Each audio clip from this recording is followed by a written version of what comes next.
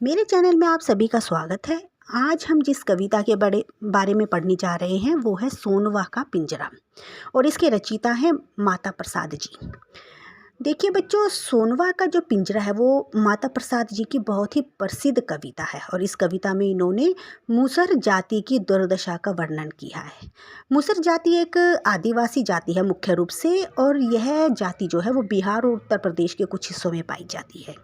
यह जाति किस तरह से अपना गुजारा करती है और कौन कौन से कठिनाइयों का सामना करती है, बस माता प्रसाद जी ने अपनी कविताओं में इस जाति की विवशता को उभारने का प्रयत्न किया है। और इस कविता में मुख्य रूप से भोजपुरी शब्दों का अधिक प्रयोग किया गया। तो देखते हैं। नाम मुसरवा है कवनो सहरवा ना, यानी कि वो कहते हैं कि नाम, यहाँ पर जो नाम बताया गया वो क्या बताया गया, मुसरवा, यानी कि मुसर जाति से यह नाम लिया गया है। तो हमारे पास हल भी नहीं है तो कैसे हमारी जिंदगी चलेगी। यानी कि वो कहते हैं कि हमारे पास तो हरवा का मतलब हल, हमारे पास हल नहीं है और तो आगे हमारी जिंदगी किस तरह से बीतेगी। जेठ दोपहरिया में सोड़िया चिरई करी, यानी कि जेठ की दोपहर में हम लकड़ी चीरने का काम करते हैं और पसीना धार की तरह हमारा बहता है। भेगे में बांधी ले चलई लकड़ियाँ, आधे दाम मांगे दुदकार, यानी कि भेगी होता है एक बांस में, जो जैसे कावड़ होती है, एक बांस में दोनों तरफ से टोकरी बांध ली जाती है और उसमें सामान लेकर शहर की तरफ को बेचा जाता है। तो इसी तरह से ये एक बांस पे दोनों तरफ लकड़ियाँ बांध लेते हैं और उन्हें दोनों तरफ लकड़ियाँ बांध के लटका कर उन्हें बेचने के लिए जाते हैं। और जब बाजार में उन्हें बेचने के लिए जाते हैं तो वहाँ के लोग इन्हें दुत्कारते हैं और उनका आधा दाम ही इन्हें देते हैं। आगे वो कहते हैं कि रही के जगह नाही जो जोते के ज़मीन कहीं, यानी कि रहने के लिए हमारे पास जगह नहीं है और जोतने के लिए हमारे पास ज़मीन नहीं है। जहाँ वे लोग रहते हैं उस जगह के जो मालिक हैं वे उन्हें कहते हैं कि तुम यहाँ से चले जाओ। घरवा के नामी पे एक ही मैडैया में, यानी कि घर के नाम पर अगर कहा जाए तो उन पर केवल एक छप्पर है। मैडैया मतलब छप्पर, एक छप्पर है जिसमें सास ससुर पुत्र और पुत्र वधू सभी उसी छप्पर के नीचे, मतलब पूरा परिवार एक ही छप्पर के नीचे वो रहते हैं। आगे है कि मेधा और मगर मुँह सांप मूस खाई हम, यानी कि मेघा मतलब मेंढक, मगरमच्छ, सांप, मूस मतलब चूहा, ये सब तक हमने खाए अपने पेट की भूख को मिटाने के लिए, और कभी कभी तो गिलहरी का शिकार भी किया। कुकरा के साथ, कुकरा मतलब कुत्ता, कुकरा के साथ दही जूठली पतरिया पे, यानी कि पतरिया मतलब पत्तल, यानी कि कुत्ते के साथ हमने जूठी पत्तल तक खाई। जो जूठे पतलों में लोग खाना जूठा छोड़ देते, हमने वो खाना तक खाया। पेटवा है पापैया भंडार, यानी कि पेट की आग को बुझाने के लिए हमने दूसरों के जूठन भी खाई हैं।